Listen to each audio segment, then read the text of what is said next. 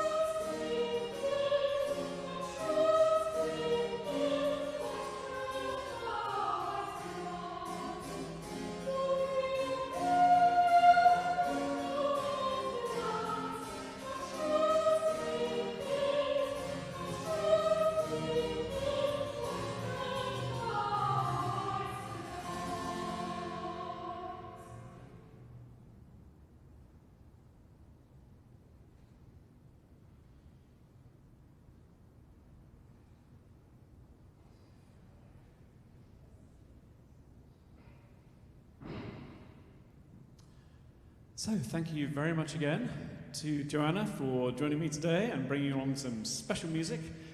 As advertised, lots of emotional content and great beauty, so thank you very much indeed. Thanks also to Jerusha for handling and rehandling and relaunching the AV, and we look forward to seeing you in person or online on Sunday mornings at 8:30 and 10:30 here in the sanctuary. Lots of space, lots of pews to choose from, and we look forward to seeing you again next Thursday at noon, when the recital will be played by my friend and colleague Neil Biggers from here in Evansville. So do tune in next Thursday at noon to hear his program.